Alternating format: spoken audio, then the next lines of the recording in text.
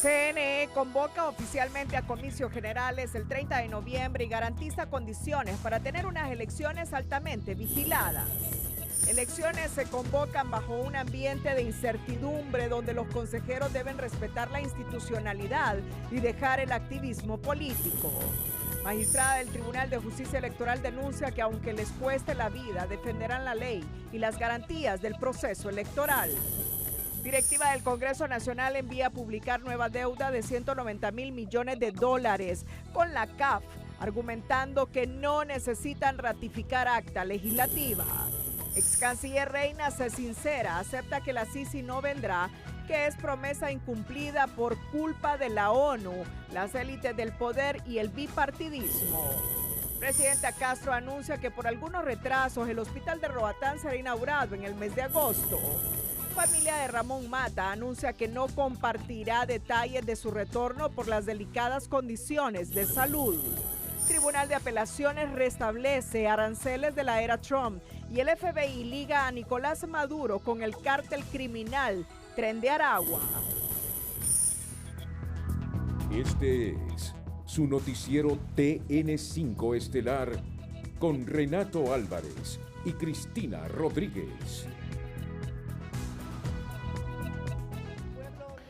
Como lo estipula la ley electoral, 6 meses antes, el Pleno del Consejo Nacional Electoral realizó este jueves el llamado para elegir el próximo 30 de noviembre el presidente de la República para el periodo 2026-2030, al igual que 256 diputados y 298 corporaciones municipales. En cumplimiento del artículo 212 de la ley electoral, convocamos a los más de 6 millones de ciudadanos que conformarán el listado definitivo de electores a elecciones generales a realizarse el 30 de noviembre de 2025 para elegir los siguientes cargos. Un presidente o presidenta de la República junto con sus 3 designados y designadas presidenciales, 20 diputados o diputadas al Parlamento Centroamericano y sus respectivos suplentes, 128 diputados o diputadas propietarios al Congreso Nacional y sus respectivos suplentes, 298 alcaldes o alcaldesas, vicealcaldes o vicealcaldesas, junto con 2.168 regidores o regidoras para las corporaciones municipales. El Pleno del CNE comunicó que remitió al Congreso Nacional el presupuesto electoral por un monto de 1.737 millones de lempiras para garantizar los comicios. Con este presupuesto será adquirido todo lo que el proceso electoral requiere, incluyendo un despliegue nacional del Consejo Nacional Electoral para capacitar a miembros de juntas receptoras de votos y custodios informáticos electorales. La organización e instalación de las 18 comisiones departamentales y 298 comisiones municipales, la adquisición de antenas satelitales para garantizar la conectividad en la totalidad de centros de votación. La consejera electoral Ana Paola Hall destacó el cumplimiento del cronograma electoral, la transparencia del proceso y la observación electoral. De igual forma, hemos avanzado con la aprobación del cronograma electoral, mismo que se ha ido cumpliendo de manera puntual.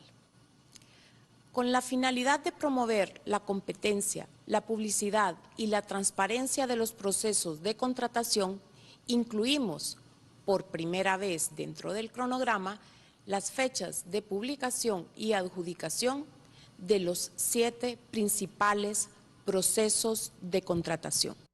La funcionaria electoral agregó que todos los observadores electorales contarán con las facilidades para cumplir con su labor con independencia y libertad.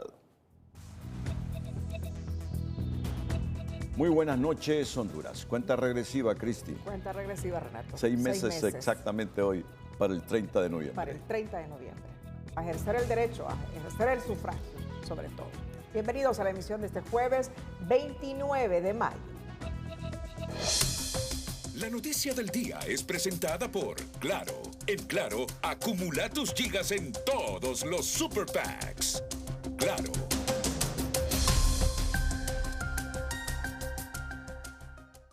Hecha la convocatoria a las elecciones generales del 30 de noviembre próximo, el principal reto que enfrentan los consejeros del CNE es demostrar que son autoridad y no simples activistas políticos, ser un árbitro imparcial con independencia y autonomía que garantice unos comicios transparentes y creíbles que despejen la incertidumbre que precede a este proceso electoral, estiman los analistas.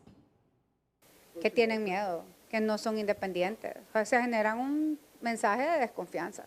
Así piensa la presidenta del Partido Salvador de Honduras, Fátima Mena, del Consejo Nacional Electoral, a pocas horas para que este órgano oficialice si su partido, el PSH, y el resto que no participó en las primarias, sigue o no en la contienda electoral de noviembre. Y hoy le hago una advertencia al Partido Liberal, al Partido Nacional, que son los partidos históricos. Si así actúan con esto, la construcción de un camino a la dictadura es que lo van a seguir siendo. Pronto van a ir justamente sobre ellos y contra cualquier otra persona, institución que pensemos diferente. A 6 meses de las generales y 80 días después de las primarias, los desafíos del Pleno del CNE son variados.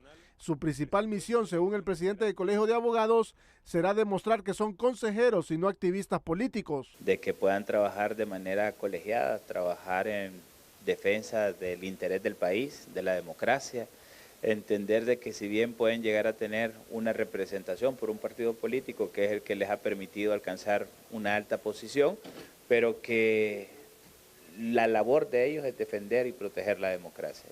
De acuerdo a este ex consejero electoral, el CNE debe apegarse a su papel de un árbitro imparcial, con independencia y sin injerencia de los partidos políticos, para garantizar la transparencia de los comicios generales. Debe actuar como un verdadero árbitro imparcial, con independencia, sin injerencia de los partidos políticos en sus decisiones, porque esto los puede llevar a cometer fallos, puede llevarlos a cometer errores, algunas irregularidades.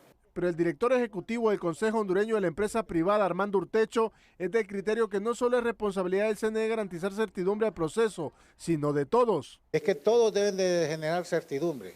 Consejo Nacional Electoral, los diputados, el Poder Legislativo o el Poder Ejecutivo y el Poder Judicial. Todos tenemos, la sociedad también debe participar en esa certidumbre. El máximo órgano electoral garantiza a través de su presidenta que habrá elecciones el 30 de noviembre y exhorta a todos los sectores a contribuir para que se lleve a cabo el proceso sin obstáculos. Instamos a los partidos políticos, medios de comunicación, poderes del Estado, ciudadanía en general y todos los actores con corresponsabilidad en su realización y organización para que juntos aseguremos que las mismas sean exitosas, pacíficas, democráticas y limpias. La convocatoria de elecciones generales ya está hecha y ahora, para que no existan retrasos en el cronograma electoral, el Congreso Nacional deberá de aprobar el presupuesto del CNE lo antes posible.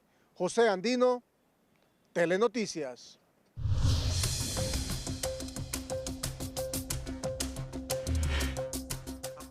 Y ese presupuesto es fundamental. Hay que aprobarlo, no hay que condicionarlo. Lo está advirtiendo un experto en finanzas, Walter Romero, que fue diputado. Si no se aprueba, vendrán los mismos resabios de siempre. Pero si ese presupuesto no se aprueba pronto, nos exponemos a repetir los mismos problemas que ya vimos en las elecciones internas. Licitaciones de último momento, fallos técnicos y desorganización que pusieron en duda los resultados. Según Romero, los obligados en apurar el paso para la aprobación del presupuesto electoral son quienes hoy mueven los hilos del poder, y cualquier retraso y distorsión del proceso, así como el deterioro de la democracia, será única y exclusiva responsabilidad de ellos. Sentencia. Tras la convocatoria de elecciones generales, el Consejo Hondureño de la empresa privada anunció que acompaña el proceso, ya que es clave para la democracia, la estabilidad institucional y el desarrollo del país, al tiempo que invitó a la ciudadanía a involucrarse y votar masivamente. Desde el COEP reiteramos nuestro llamado a que este proceso electoral se desarrolle con transparencia, equidad y respeto a la voluntad popular, condiciones indispensables para fortalecer la credibilidad en nuestras instituciones. Honduras necesita elecciones limpias, creíbles y pacíficas. Según el empresariado, un proceso electoral bien conducido no solo legitima a quienes resulten electos, también genera estabilidad, promueve la inversión y abre oportunidades para la generación de empleo, una de las principales necesidades de nuestra población. También anunciaron que el COE presentará en los próximos días su solicitud para contar con observadores debidamente acreditados en los próximos comicios electorales. El alcalde del Distrito Central, Jorge Aldana, aseguró que los hondureños merecen unas elecciones justas, transparentes y creíbles. Bueno, yo creo que Honduras en general requiere asegurar un proceso electoral transparente, justo, democrático, para que no retrocedamos a historias pasadas donde después del resultado electoral la desconfianza del pueblo se vio manifiesta con los fraudes de las últimas elecciones. La última elección fue una elección importante, histórica para Honduras, y esta debe ser exactamente igual de ejemplar, que le permita a todos los ciudadanos ir a ejercer su derecho a sufragio el 30 de noviembre de manera libre y de manera ordenada. Aldana indicó que seguirá trabajando fuertemente en la capital para que el proceso electoral sea ejemplar y con una campaña de altura, sin ataques ni ofensas, ya que los hondureños necesitan paz y tranquilidad. La presidenta del Partido Salvador de Honduras informó que solicitó una prórroga al Consejo Nacional Electoral para presentar las subsanaciones en el proceso de inscripciones de las planillas de los candidatos, pero no han tenido respuesta, pues denuncia que han recibido un trato discriminatorio por parte del órgano electoral. Nosotros vamos a una hora prudencial para poder tener respuesta de ellos. En caso de no hacerlo, pues nosotros vamos a continuar con la presentación de las subsanaciones conforme a lo que corresponda, entendiendo de que es una responsabilidad del Consejo Nacional Electoral darle trámites a las solicitudes, a tratarlos bajo un proceso de no discriminación y hacer pública la denuncia de que el trato hacia el PSH ha sido marcadamente diferenciado, incluso dentro de los otros partidos. Mena aseguró que han sido víctimas de boicot a lo interno del CNE, ya que asegura que se perdían escritos y se les proporcionaba información no precisa para no cumplir con el proceso. Tunota.com informa a esta hora que los partidos políticos Todos Somos Honduras, TSH, y la Organización de la Reserva Democrática de la Nación, Orden, han oficializado este jueves 29 de mayo su alianza ante el Consejo Nacional Electoral con la intención de participar juntos en los comicios generales del próximo domingo 30 de noviembre. Pero vean ustedes, lo que genera incertidumbre. La siguiente información aquí en el noticiero Líder. La magistrada del Tribunal de Justicia Electoral, Miriam Barahona, a través de su cuenta de X, denunció que es víctima de amenazas. Sin brindar mayores detalles, posteó el siguiente mensaje. La transparencia está garantizada para todos los ciudadanos. En el Tribunal de Justicia Electoral siempre actuaremos dentro de la ley, sin injerencia de ningún tipo. Garantizaré la democracia de Honduras, así me cueste mi vida. Y para quienes no son abogados, la coacción es un delito. Pero no ha identificado, no ha aportado nombres, no dice quién la está coaccionando. Solo sé por mis fuentes que ella no está muy de acuerdo con que se hayan dejado al margen de las elecciones del 30 de noviembre algunos de los partidos que ahora están protestando. No sé si por ahí viene la denuncia de la magistrada del Tribunal de Justicia Electoral, que repito el mensaje, la transparencia está garantizada para todos los ciudadanos. En el TJE siempre actuaremos dentro de la ley, sin injerencias de ningún tipo. Garantizaré la democracia de Honduras. Así me cueste mi vida, palabras mayores, así me cueste mi vida, dice. Y para quienes no son abogados, la coacción es un delito. O sea que la están coaccionando. ¿Quién? La denuncia de Barahona se realiza en medio de varios procesos de recuentos jurisdiccionales de las pasadas elecciones primarias que lleva a cabo esa institución. El presidente del Partido Democracia Cristiana de Honduras, luego de conocer de manera extraoficial que fue uno de 2 partidos que pasó el examen en el Consejo Nacional Electoral, afirma que buena parte de sus credenciales para la Junta Receptora de Votos las compartirá con la sociedad civil. La DC sí está de acuerdo y le da la más cordial de las bienvenidas a la sociedad civil y que se involucre en el proceso electoral, y qué mejor manera que hacerlo dentro de la democracia cristiana de Honduras. ¿Compartiendo credenciales? Sí, les podemos habilitar una buena cantidad de credenciales a la sociedad civil. Trasciende que el Partido Salvador de Honduras no pasó la prueba en la revisión de planillas en el CNE porque muy temprano adelantó que todas sus credenciales para juntas receptoras de votos las entregarían a la sociedad civil y así acercarse al eterno sueño de ciudadanizar las mesas el día de las elecciones generales. Más adelante, no es obligación legal ratificar acta. Préstamos de la Corporación Andina de Fomento se enviaron a sanción, confirma el diputado vicepresidente del Congreso, Hugo Noé Pino. El vicepresidente del Congreso Nacional, Hugo Noé Pino, confirmó este jueves que los 3 préstamos aprobados por $190 millones del Banco Andino fueron enviados al Ejecutivo para su sanción, sin necesidad de haber pasado por la respectiva ratificación del acta en ese poder del Estado. No sé por qué se quiere hacer tanto problema con el acta de la sesión, y lo voy a expresar de la siguiente manera. Los préstamos ya fueron aprobados y la ley claramente señala que una vez aprobado puede enviarlo el presidente a sanción de la presidenta en los próximos 3 días. Eso ya se hizo. Pino indicó que la ratificación del acta se había vuelto una costumbre en el legislativo, pero no implica una obligación legal. ¿Enviar acta sin ratificar no es una ilegalidad? No, no lo es. En ninguna parte de la ley, ni la Constitución, ni la ley orgánica del Congreso Nacional dice que usted tiene que aprobar un acta para que entre en vigencia. Ha sido una costumbre y esa costumbre se convirtió en una ley informal. Son arreglos informales, pero en este caso no tiene la validez de ley que le impida tener vigencia a lo aprobado. Por otro lado, el congresista destacó que se llegó a un acuerdo con los jefes de bancada para aprobar el presupuesto electoral el próximo martes.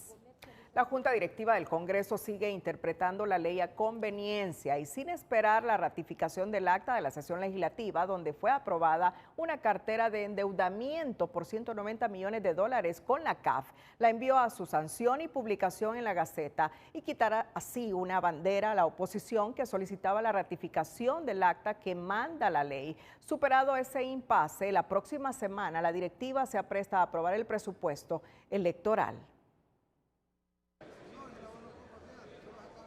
La Junta Directiva del Congreso Nacional se fue por el camino más fácil para validar la aprobación de $190 millones de préstamo con la Corporación Andina de Fomento CAF y para no seguir en pleito con la oposición política.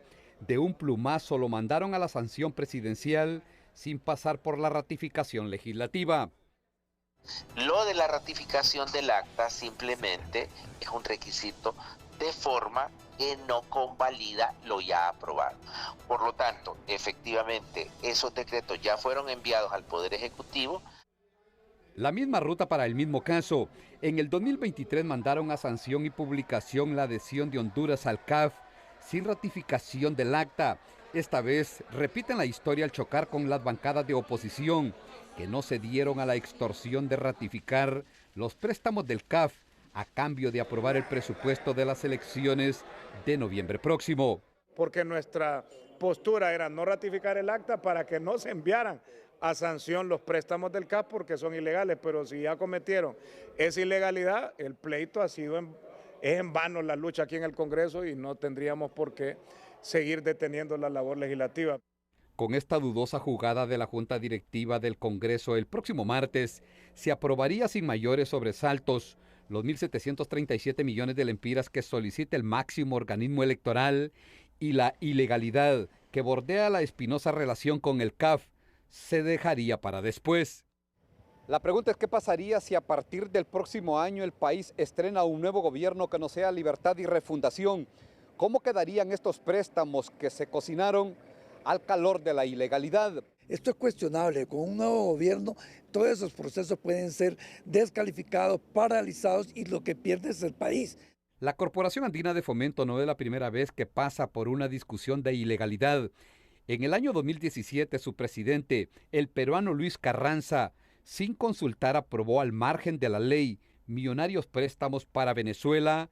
Años después reventó el escándalo y Carranza tuvo que renunciar al cargo. Y aquí hay que aclarar, ¿no? Este préstamo lo vamos a pagar nosotros. No lo va a pagar Luis Redondo, no lo va a pagar el Partido Libertad y Refundación. Somos nosotros como hondureños y hondureñas. Yo creo que los partidos de oposición y los demás sectores también creo que deben presentar una denuncia formal ante el CAF. Curiosamente, Honduras como socio del CAF ya aportó $180 millones y se alista para recibir 190 de préstamo, dinero que según la oposición política se esfumará en populismo crudo en la campaña de Libre para no perder el poder. Ulises Aguirre, Telenoticias.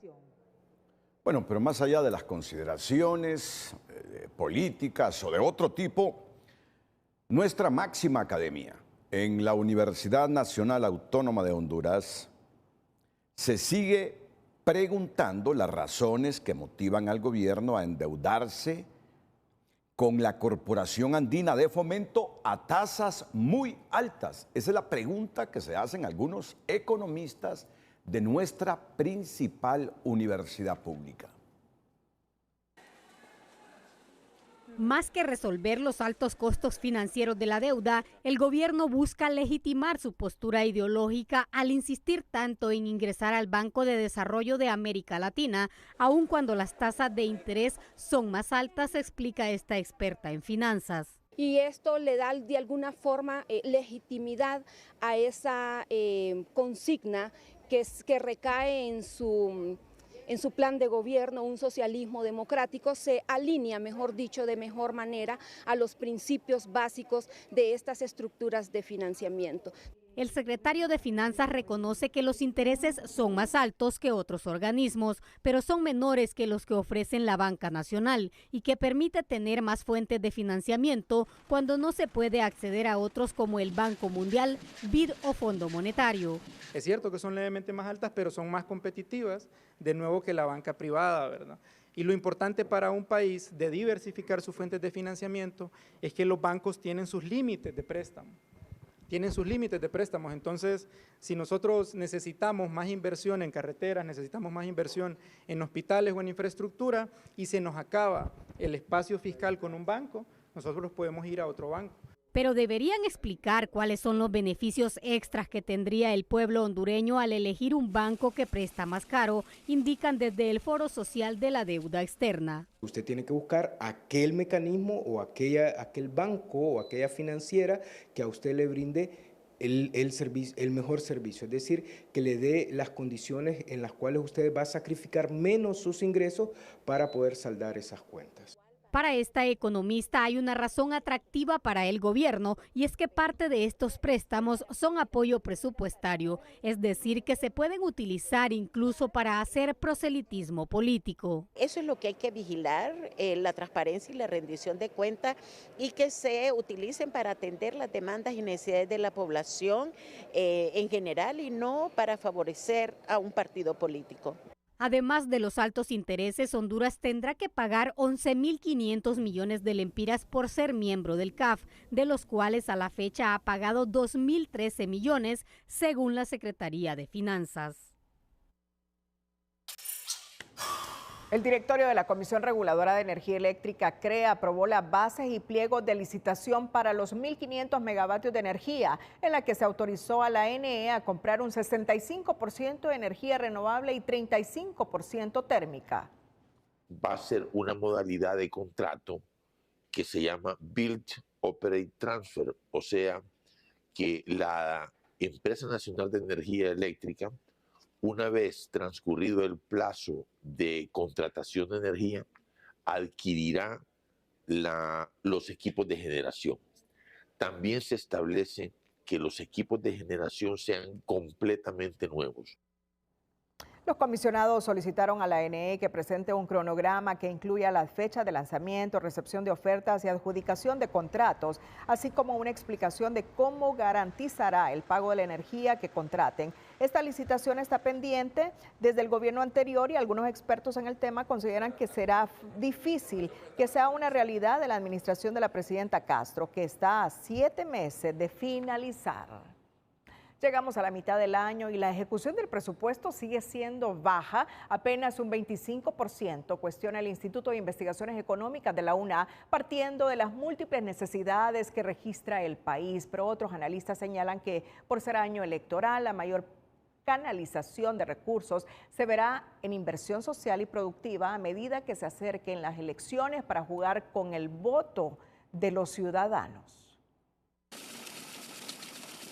No hay excusa que valga para que a estas alturas del último año de gobierno se registre apenas un 25% de ejecución del presupuesto cuando la población tiene tantas necesidades sin atender, cuestiona el director del Instituto de Investigaciones Económicas y Sociales de la UNA. Y esto ya no debería ser una excusa por parte del gobierno porque ya estamos en el cuarto año, ya hay lecciones aprendidas con respecto a este periodo y deberíamos mantener una mayor ejecución. Este economista dice que una parte es por la ineficiencia, pero otro factor que pesa este año es que la inversión social y productiva la dejarán para la segunda mitad del año a medida que se acerquen las elecciones para aprovechar la memoria corta de los votantes. Lo irán dejando que se vaya aproximando, ¿verdad?, hacia el periodo de las elecciones para que la gente tenga evidencia, ¿verdad?, de lo que el gobierno está llevando a cabo y lastimosamente pues se cumple en este país que la hondureñidad tiene memoria corta. Las cifras al mes de abril reflejan que el programa de la Red Solidaria apenas avanza en un 15%, la Secretaría de Desarrollo Social 36% y la de Infraestructura y Transporte un 21%. Incluso la partida 449 solo llegó a un 2%. Lamentablemente, cuando se quiere abarcar mucho, no se puede y más si usted tiene inexperiencia en la ejecución del presupuesto y es ineficiente. Además, la infraestructura hospitalaria solo alcanza un 5.7% de ejecución y la de educación 9.2%, mientras que textos y matrícula gratis siguen en 0%, rescatando que la merienda escolar sí se ha entregado en un 69%. Bueno, baja ejecución presupuestaria y mire usted que el Colegio Médico está denunciando insalubridad en todos los hospitales públicos y además, hondureños, el avance del gusano barrenador en humanos está preocupando a las autoridades sanitarias. Nosotros mismos debemos preocuparnos, leer más del gusano barrenador porque se está reportando el primer fallecimiento en el hospital Escuela que se suma a lo ocurrido en otros centros. Atentos a esta noticia del gusano barrenador y sus repercusiones en Honduras. Antes, ADN Marketing es la protagonista de nuestra sección del emprendedor de este jueves, una iniciativa de emprendedurismo que se encuentra en la ciudad de La Ceiba. El emprendedor de hoy es presentado por Ficosa. Elige ahorrar para lograr todo lo que te propongas, porque ahorrar es poder.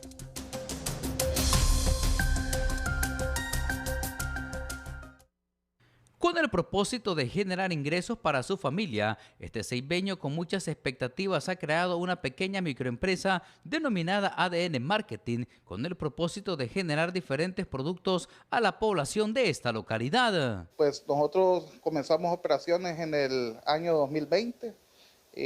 Comenzamos con una idea con mi esposa, pensando en brindarle atención de rotulación, de venta de promocionales personalizados y impresión de banner, impresión de sticker, y fuimos acoplando poco a poco diferentes productos y servicios más. Actualmente genera empleo para más de 8 familias y se ha convertido en un claro ejemplo de perseverancia y superación. Actualmente tenemos 8 personas trabajando en la empresa, 9 conmigo, y la idea es seguir empleando más personas. Para apoyar este emprendimiento puedes ubicarlo en la Avenida de la República o buscarlo a través de las redes sociales como ADN Marketing o llamar al celular 9821-3874. En La Ceiba, Naún Monge, Telenoticias.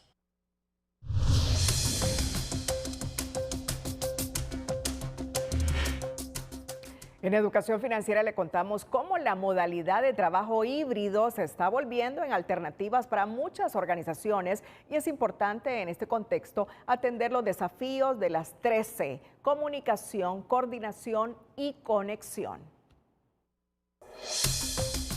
Educación Financiera es presentada por Banpaís. Compra todo lo que quieras y divídelo en cuotas a 0% interés con tus tarjetas de crédito Banpaís.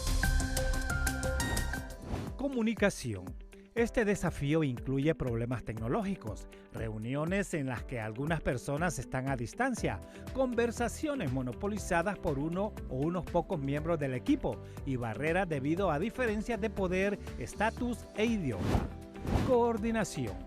Se requiere un mayor esfuerzo para regular las condiciones entre los trabajadores presenciales y los remotos.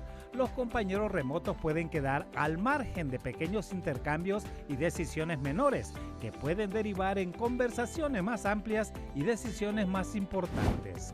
Conexión. Las conexiones sociales importantes para el progreso laboral y el bienestar psicológico pueden verse debilitadas o rotas al trabajar a distancia. Si los teletrabajadores sienten que pertenecen a una nueva subclase menos conectada, pueden sentirse menos felices, menos comprometidos y más propensos a buscar oportunidades en otros lugares. Luego que el Sindicato de Trabajadores del Hospital Escuela revelara el pasado lunes las medidas de insalubridad que operan en ese centro hospitalario, el presidente del Colegio Médico de Honduras, Samuel Santos, confiesa que el resto de hospitales públicos opera en las mismas condiciones, donde el personal médico no tiene insumos para atender a los pacientes con dignidad. No tenemos las condiciones humanas necesarias para atender al paciente, que son un peligro tanto para los pacientes como para el personal que trabaja en los hospitales, sobre todo porque no tenemos jabón, no tenemos toallas para secarnos las manos que sean descartables, no tenemos insumos materiales de limpieza adecuados y esto se suma lo de siempre, ese pleito viejo que los que son ministros de salud cuando están en el poder y en el puesto dicen que tienen más del 80% de medicamentos y la gente va a las farmacias y no los hay. Al presidente del gremio médico también le preocupa el desabastecimiento de medicamentos que enfrenta la red hospitalaria del país porque en los próximos meses podría agudizarse, advirtió. El avance del gusano barrenador en humanos sigue preocupando a las autoridades sanitarias que reportan el primer fallecimiento en el Hospital Escuela, que se suma a lo ocurrido en otros centros. Los especialistas dicen que la mosca que transmite esta enfermedad es más agresiva y que está migrando de las zonas rurales a las urbanas. Por eso llaman a la ciudadanía a tomar precauciones y poner atención a las heridas o lesiones en la piel. Los 59 casos por gusano barrenador en humanos que se reportan actualmente son motivo de alarma en el gremio médico, porque esta plaga es tan devastadora que los pacientes están llegando a necesitar hospitalización y a tal extremo que algunos fallecen. En las últimas horas, un hombre de 58 años fue una de las víctimas de este parásito en el Hospital Escuela, el primer fallecimiento en este centro asistencial. Este médico explica que la mortalidad ocurre porque los pacientes están llegando tarde a buscar asistencia médica. No sabemos exactamente el número de cuántos estarán infectados porque solo llegan los casos que están más graves al hospital. Los que necesitan tratamiento médico urgente, los que necesitan ya terapias intravenosas. La infestación por gusano barrenador en sí no es la gravedad, es decir, no es que va a matar a una persona el gusano, pero deja de manifiesto que existe una gravedad ya en esta persona. Los pacientes que han llegado en mal estado nutricional, en mal estado de salud, y eso es lo que necesitamos controlar también. Expertos estiman que la alta incidencia se debe a que la mosca es más agresiva este año y además porque está migrando de las áreas rurales para concentrarse en las áreas urbanas. Por eso insisten que la prevención es clave para evitar el ataque del gusano barrenador. Sí, la dinámica poblacional de la mosca ha generado que si en algunos lugares no hay un control, esa mosca se multiplica y abandona la zona rural y invade las zonas urbanas. Toda herida, todo rasguño, toda lesión, debemos de curarla con jabón, lavarla con jabón y curarla con cualquier desinfectante. La infestación por gusano barrenador ocurre cuando la mosca barrenadora deposita sus huevos en heridas abiertas o cortes. En un periodo de 12 a 24 horas emergen las larvas que inmediatamente comienzan a alimentarse del tejido vivo. Hemos detectado ya 3 pacientes que en la boca han tenido la gusanera. También hemos encontrado 2 mujeres en Olancho donde algunas han tenido las larvas en la nariz, y hay otras también que hemos encontrado en los oídos. Aunque por ahora los casos por gusano barrenador no caen en epidemia, de continuar el acelerado aumento de casos podría ser una tragedia mayor, alertan los médicos, quienes piden a las autoridades de la Secretaría de Salud iniciar con campañas masivas de prevención. Bueno, se está comunicando el licenciado en periodismo Miguel Osorio, es compañero nuestro aquí en TN5, para informarnos que el Departamento de Vigilancia de la Salud del Hospital Escuela aclara que el paciente cuya muerte trascendió hoy en algunos medios de comunicación no murió de miasis por gusano barrenador, sino con miasis. Su principal consulta fue por un sangrado cerebral secundario a golpe con un palo. Fue operado por la gravedad con la que se recibió en el Hospital Escuela. Después lo metieron nuevamente a quirófano para extraer las larvas y darle el tratamiento de ivermectina. Hoy se ha comunicado un veterano médico del país que trabaja en el Hospital Escuela para decirme, lo llamo para informarle que desde ese poderoso canal deben concienciar, no solo a los ciudadanos. Ya escucharon a un médico que dijo, cualquier herida, hay que lavarse con jabón, cualquier herida. Usted no sabe si esa mosca ha atacado a un animal en su casa. Y hoy hago el llamado respetuoso, pero contundente a la Secretaría de Salud para que informe de los alcances del gusano barrenador y de esta mosca, por si se ha perdido el control en la ruralidad del país y ya en las zonas urbanas lo tenemos. Miren que el médico que me ha llamado me ha dicho, y hay que manejar esto con cuidado, Renato, porque es cierto, estamos en año electoral y lo peor que podemos hacer es politizar el tema, Primero, al gobierno que nos diga y que haga campaña de prevención entre la gente, y a la oposición que no lo utilice políticamente. Pero algo está claro, si a mí me dicen que hay baja ejecución presupuestaria y estamos pasando esto, por favor, esta es una crítica constructiva.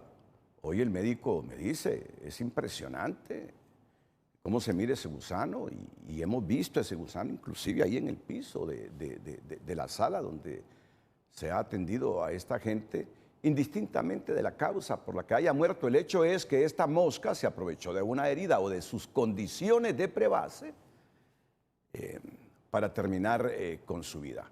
Creo que el llamado oportuno y respetuoso a la Secretaría de Salud, porque sé que hay inversiones en el Hospital Escuela. No podemos desconocer que hay inversión pública en el Hospital Escuela para mejorar algunas áreas. Pero si perdemos el control sobre el gusano barrenador y tratamos de opacar el asunto simplemente porque estamos en año electoral o la oposición se vale de esto para decir que el gobierno es ineficiente, no estamos haciendo nada por el bien de los hondureños. Solo digo lo que un veterano médico en el que confío mucho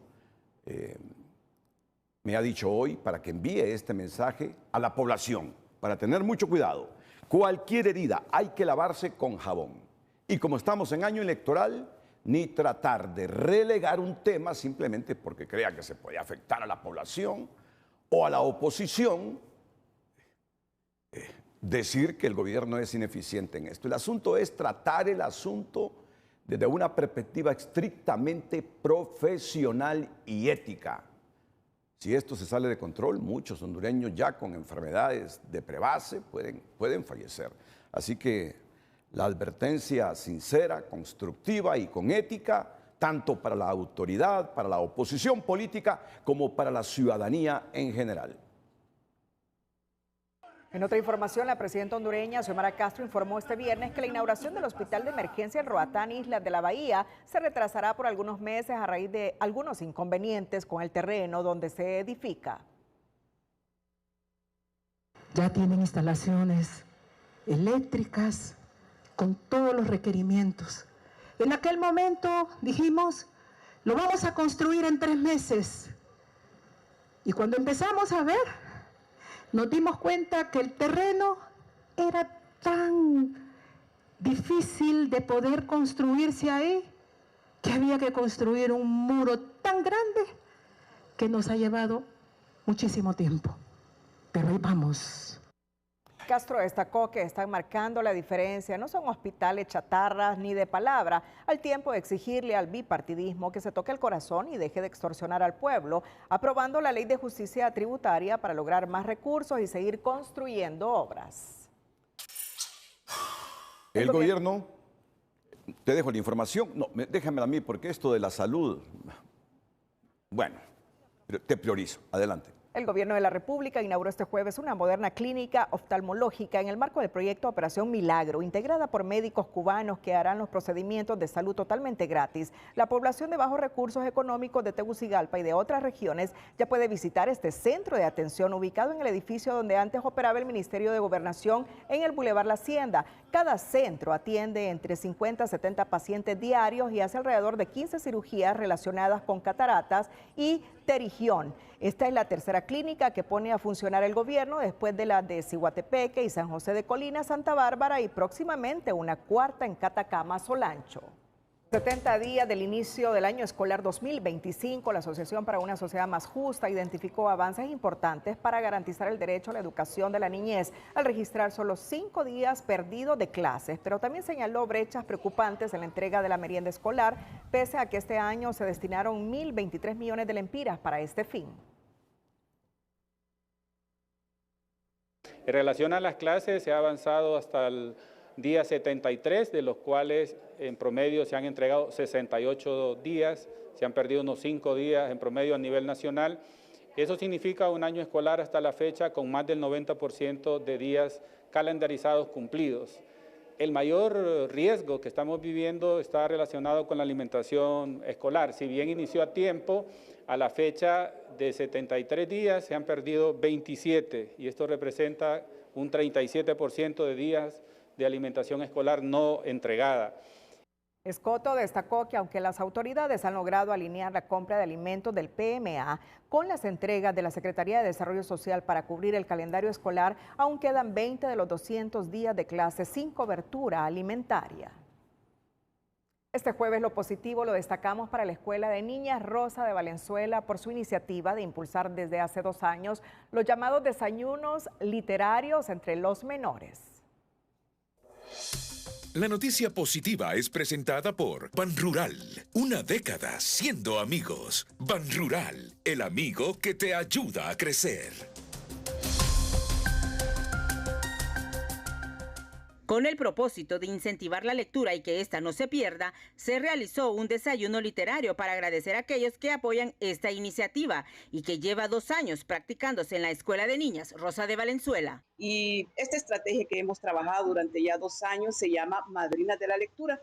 ¿Cuál es el propósito? El propósito es pues sensibilizar a la población de nuestro país en relación al apoyo que deben tener los niños y niñas de nuestro país para tener acceso, tener disponibilidad a un libro. Con este proyecto, Madrinas de la Lectura, se espera que la iniciativa no desaparezca y más bien se fortalezca. Hoy celebramos un desayuno literario. ¿Con quiénes? Con los padrinos y madrinas que brindaron libros a un 4º grado, donde las niñas están leyendo cuentos, leyendas, fábulas de ese libro que fue brindado por todos los padrinos. Los libros que terminen de leer serán donados a centros de escasos recursos. Desde la ciudad colonial informó para TN5 Estelar Sandra Pérez.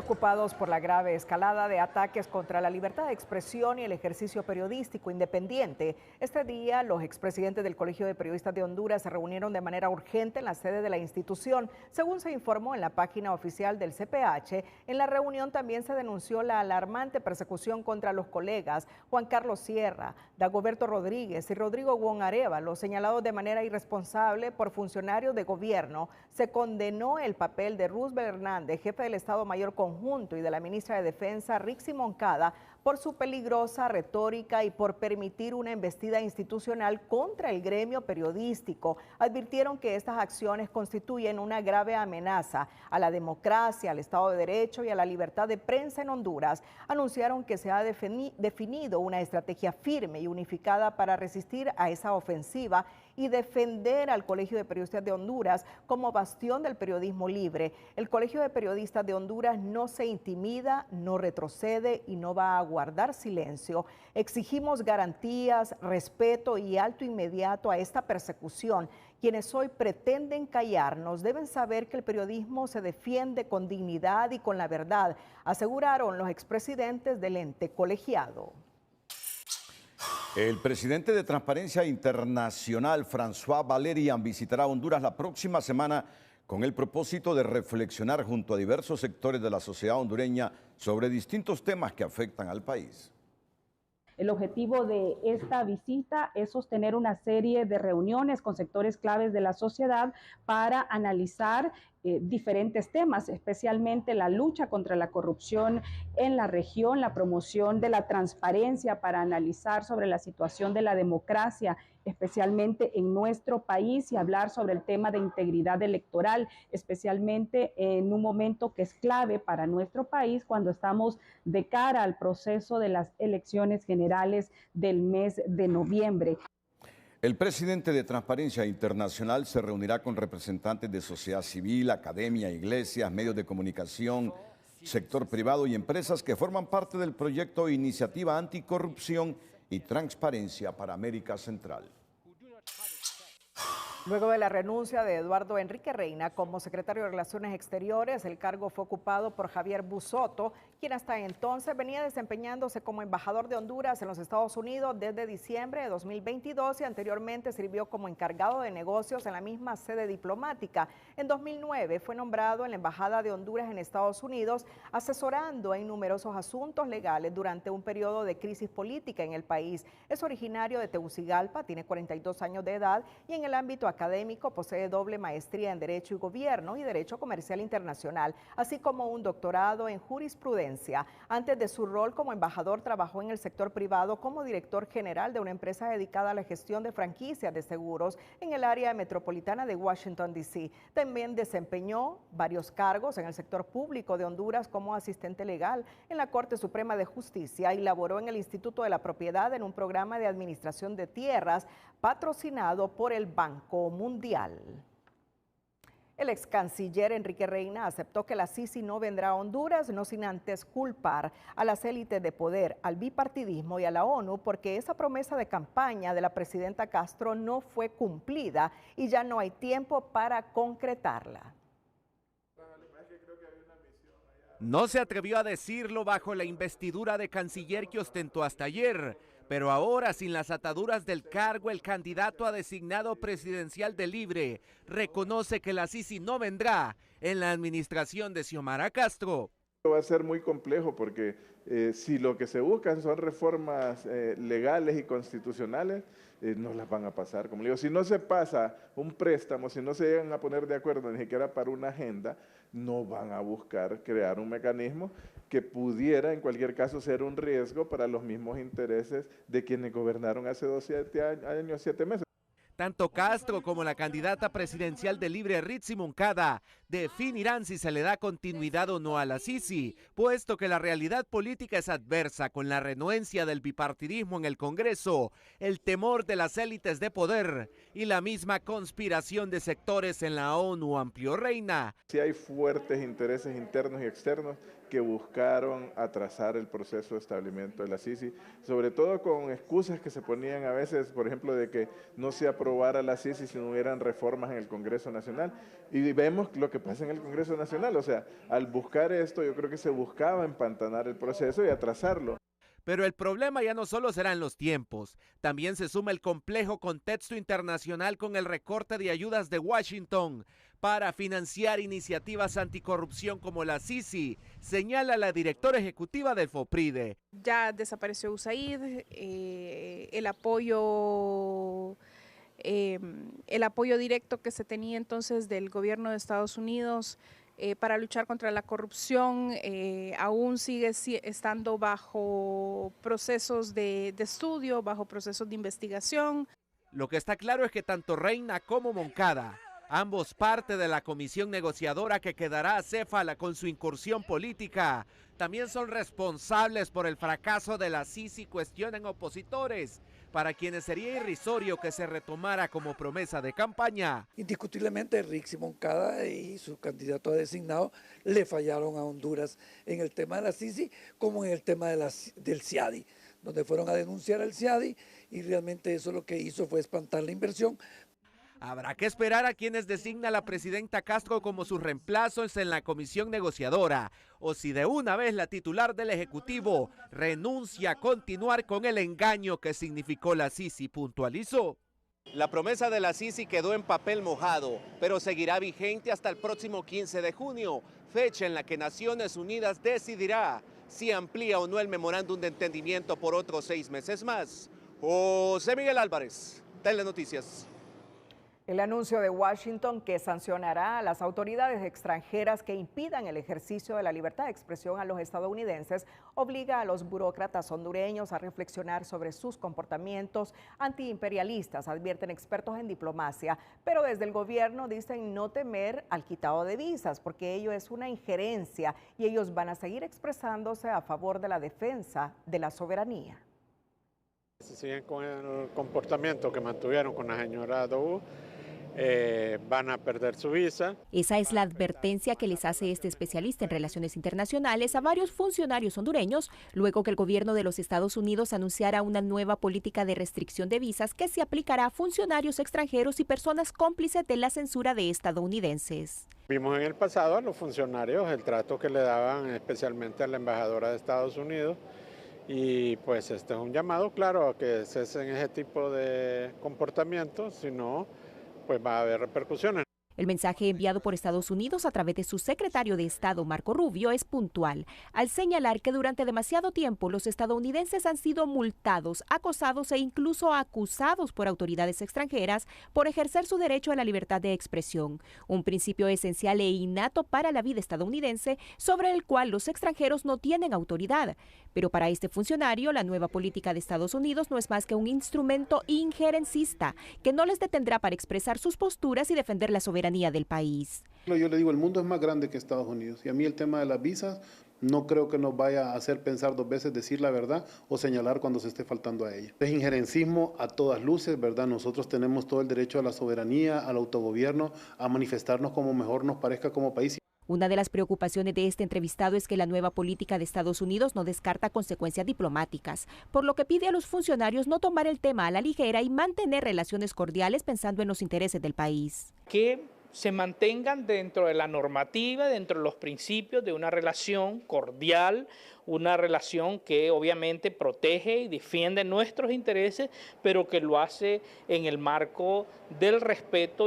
Los entendidos insisten en llamar a la cordura tomando en cuenta que la administración Trump hace solo unos meses también anunció restricción de visas para quienes promuevan el trabajo forzoso vinculado a programas de exportación de mano de obra cubana, haciendo especial énfasis en las brigadas médicas de Cuba, una iniciativa que también impactará en los extranjeros involucrados en sus contrataciones. Es lo que implica, ¿verdad? Un gobierno, un apoyo del gobierno al régimen cubano.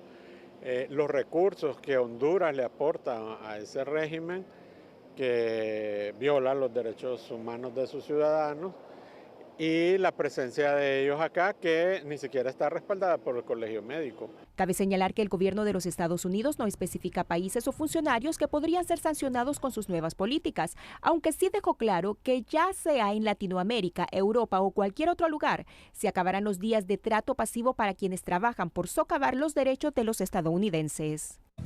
Mediante proceso abreviado, el Ministerio Público obtuvo sentencia condenatoria para Christopher Jair Velázquez Irías, quien cumplirá una pena de 10 años de prisión, inhabilitación absoluta por el tiempo que dure la condena y multa por 1.655.000 lempiras por el delito de extorsión en perjuicio de testigo protegido. Velázquez Irías se hizo pasar como persona de confianza del fiscal general Joel Zelaya para intimidar a sus víctimas, dueños de agencia aduanera. Les dijo que tenían denuncia por contrabando presentada en la ATIC, les proporcionó nombres de supuestos denunciantes y les aseguró que se presentaría requerimiento fiscal en su contra, pero como salida exigió la entrega de 150.000 lempiras para resolver el problema y evitar el escándalo mediático que perjudicaría su negocio. Las víctimas le entregaron el dinero el 8 de octubre de 2024, pero fue capturado una semana después, el 15 de octubre de 2024. Este día la Policía Militar de Orden Público utilizó 10 camiones para realizar el traslado de 246 privados de libertad del Centro Penal de la Esperanza Intibucá hacia el Centro Penal de Támara, Francisco Morazán. En tanto, otro grupo de reos que aún no ha sido juzgado fueron trasladados al Centro Penal de Marcala, La Paz. Con el traslado de los reos se cierra el Centro Penal de Intibucá, informaron las autoridades. Este centro penal a partir de hoy queda clausurado, queda cerrado, ya que este centro penal solo era para una capacidad de 70 privados de libertad y actualmente habían 246 privados, había mucho hacinamiento, estaba en el centro de la ciudad, lo cual no reunía las condiciones, y los privados van a otro centro donde están todas las condiciones para que ellos puedan reinsertarse a la sociedad. Según las autoridades, el Centro Penal de Intibucá no reunía las condiciones necesarias para mantener a los privados de libertad en óptimas condiciones y por esa razón fueron trasladados hacia otros centros penales para que puedan rehabilitarse e insertarse de nuevo a la sociedad. Auto de formal procesamiento con la medida cautelar de la prisión preventiva se decretó en el Juzgado de Letras del Área Penal en Villanueva, Cortés, en la causa instruida contra Catherine Julibet Romero por los delitos de violación calificada continuada y otras agresiones sexuales continuadas contra 2 hijastros menores de edad. Recuerde que en el momento que se desarrolla la audiencia inicial, que fue posterior a la audiencia de pruebas anticipadas, y ahí se suman esa prueba, esos testimonios, a las pruebas documentales, periciales y otras testificales, de tal forma que han reflejado los indicios racionales de la implicación de la madrastra en las agresiones sexuales de los hijastros. La mujer de 27 años permanecerá recluida en la Penitenciaría Nacional Femenina de Adaptación Social en Támara y se estableció audiencia preliminar para el 27 de junio. La Dirección Nacional de Vialidad y Transporte, con apoyo de la empresa 3M, lanzó este jueves la campaña preventiva Hazte Visible, instalando cintas reflectivas en vehículos para mejorar la visibilidad en horas nocturnas y reducir los accidentes viales y sus consecuencias. Y esto es posible para poder reducir, también incidir en la reducción de los siniestros viales. Es importante para nosotros entonces que las campañas se vayan generando, que vayamos generando conciencia. En este caso no es de aplicación de sanciones, sino haciendo conciencia y también dotando de esta herramienta que es importante para todos los que hacen uso de la vía pública. Son señales luminosas de color blanco y rojo adheridas a la carrocería de vehículos de carga y de pasajeros, mientras se espera que la Secretaría de Seguridad y Copeco reglamenten la disposición inmediata que anunció la presidenta Castro para apoyar a motociclistas, los más afectados en accidentes viales.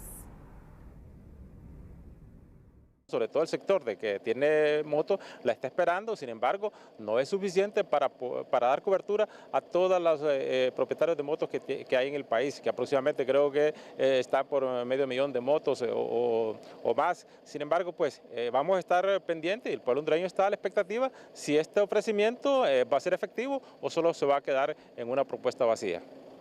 Con la campaña Hazte Visible, Vialidad y Transporte busca orientar y educar a los conductores sobre la importancia de la seguridad vial y prevenir la siniestralidad en las carreteras del país. Retomamos los sucesos en el Valle de Sula. Mujer taxista asesinada en Villanueva solo quería salir adelante. A quien catalogan como una joven alegre en su funeral al tiempo que defensoras de mujeres condenan su vil asesinato. Arabela Guardado fue una mujer trabajadora desde niña. Hace una década comenzó a laborar como taxista y siempre se le vio sonriente y amable. Así la recuerdan allegados que esta mañana acompañaron el funeral que se llevó a cabo a puertas cerradas en San Pedro Sula. Muchacha bien tranquila, trabajadora. Ella quería abrir en este mundo por sí misma, por eso trabajaba ella. Como todas personas que tienen espíritu de trabajar todavía. Siempre andaba con su buena sonrisa, su estado de ánimo siempre andaba bien, pues bien alegre, sí. Y entonces me da pesar por lo que le pasó a ella, fíjese. Sí. Yo trabajo para la mamá de ella. Defensora de los derechos de las mujeres condenaron esta mañana el vil asesinato de la joven madre de 2 menores, en un hecho que califican como parte de la alarmante violencia de género. Denuncian que la impunidad es el principal factor, ya que la mayoría de los más de 90 femicidios registrados este año siguen impunes. Partimos desde la premisa de que es una mujer, ¿no? Es totalmente condenable todo tipo de violencia en contra de las mujeres por el simple hecho de ser mujeres. Esto lo convierte en un feminicidio y no lo podemos desconocer. La Policía Nacional ha iniciado una investigación para dar con los responsables del crimen. Pues la encontramos sin vida y ahora lo que analizamos es saber si ellos como asociación de taxistas pusieron algún tipo de denuncias que estaban amenazadas, al igual si ella la puso de manera particular, algún tipo de familiar que nos dé algún tipo de información. En el Foro de Mujeres por la Vida lamentan que desde que se aprobó el delito de femicidio en 2013 han asesinado a 4.325 mujeres. De esas víctimas solo se han dictado 49 sentencias firmes, como lo revelaron en un informe presentado este día. Orlin Martínez, Telenoticias.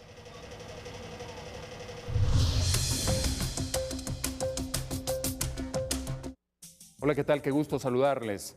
Inicio presentándoles este titular que nos dice que de miles de millones pasamos a billones. El verdadero coste de las catástrofes es 10 veces más alto de lo que se creía. Cada vez tendremos más fenómenos extremos y por eso es que se está advirtiendo que hay que hacer acciones de mitigación y adaptación al cambio climático. ¿Cómo se adaptan los japoneses? Recuerdan en 2011 que tuvieron un severo tsunami. Bueno, ahora han construido justamente estos bordes hasta de 15 metros de altura y más de 400 kilómetros, además de toda esta barrera natural. Hay que ser preventivos, tenemos que accionar, no podemos solo estar esperando los golpes. Mientras, para esta jornada que llegará el viernes, continuará el arribo de polvo del Sahara a nuestro territorio y aquí están las cantidades, cómo se van moviendo y se van pues reagrupando más en zonas del sur, centro, parte del norte y occidente en el transcurso de la jornada. La onda tropical que ingresó y que ha dejado alguna lluvia sobre el territorio nacional estará saliendo por el occidente del país, una onda tropical que pudo dejarnos más lluvias, pero está minada por esa alta contaminación. Y pues los mapas de satélites nos muestran los pasos de humedad sobre el territorio nacional, que no son masivos porque la zona intertropical de convergencia todavía no logra los picos adecuados para dejarnos esa precipitación que pues los agricultores principalmente están esperando. Ya hay algunas líneas marcadas de acumulados de lluvia, principalmente en la frontera con El Salvador para esta jornada de viernes y lo mismo se marca un poco hacia la región oriental con algunos acumulados que van haciéndose un poco importantes. Y ya les voy anticipando que para este fin de semana tendremos nuevamente un oleaje fuerte golpeando la costa pacífica de Centroamérica y México y como consecuencia pues hay que tomar precauciones porque las corrientes de retorno son peligrosas, las temperaturas permanecerán elevadas en el norte de 37, 38 en puntos del occidente, entre 31 y 35 en el centro, 39 en la parte sur y la zona oriental con 35 máximas y el índice ultravioleta que no baja, se mantiene al extremo de 13 y por eso hay que tomar precauciones al respecto. A cuidarse mucho, siempre les queremos como televidentes, sino como noticia. Que la pasen bien. Cerramos la emisión estelar. Gracias a todos por su fiel sintonía. Feliz noche.